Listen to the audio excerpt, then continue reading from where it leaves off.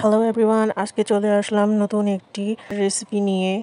রেসিপিটি হলো গরুর মাংস ভাজা। এই মাংস ভাজাটি আমার খুব পছন্দের, তাই আজকে এটার একটি ভিডিওই বানালাম। প্রথমেই নিয়ে নিলাম হাফ কেজি মাংস। মাংস ম্যারিনেট করার জন্য প্রথমেই দিয়ে দিলাম ধনিয়া 1 চামচ, হলুদ অল্প পরিমাণ, জিরা স্বাদ মতো, লবণ স্বাদ মতো, মাংসের মশলা 2 চামচ, মরিচ হাফ চামচ। সব মশলাগুলো দিয়ে ভালোভাবে উল্টে পাল্টে মেখে নিলাম। ম্যারিনেট করা মাংসটি আমরা কিছুক্ষণ রেস্টে রেখে দিলাম। তারপর হাফ কাপ গরম তেলে মাংসগুলো ভাজার জন্য দিয়ে দিলাম। আমরা সাথে মশলার পানিটাও দিয়ে দিচ্ছি। মশলার পানি মাংসের গায়ে থেকে পানি ছাড়ার পর মাংসটা ভালোভাবে সিদ্ধ হতে পারে। মাংসগুলো চেপে চেপে দিচ্ছি যাতে নিচের সাইড যেন কাঁচা না থাকে।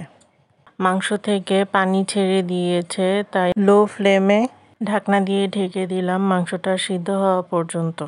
10 মিনিট পর অফ ক্যামেরায় আমরা মাংসটা একবার উল্টে দিয়েছি, এখন আবারও ভালোভাবে উল্টে পাল্টে দিচ্ছি। ভাজা মাংসের সুন্দর একটি অ্যারোমা চারপাশে ছড়িয়ে গেছে।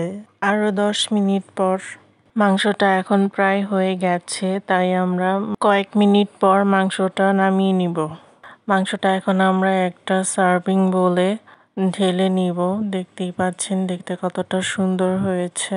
আপনারাও বাসায় খুব সহজে অল্প কিছু উপকরণ দিয়ে এই মাংসটা এভাবে রান্না করে দেখতে পারেন, খুব মজা হবে। বাসায় যদি ছোট বাচ্চা থাকে তারাও খুব পছন্দ করবে।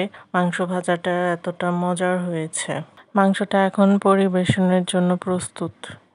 যদি এ পর্যন্ত দেখে থাকেন তাহলে please like, comment, share with your friends and family. Please subscribe our channel Sunny Road Vlogs and hit the bell icon. Don't forget to follow our Facebook page Sunny Road Vlogs. ভিডিওটি পর্যন্ত দেখার জন্য আপনাকে অসংখ্য ধন্যবাদ।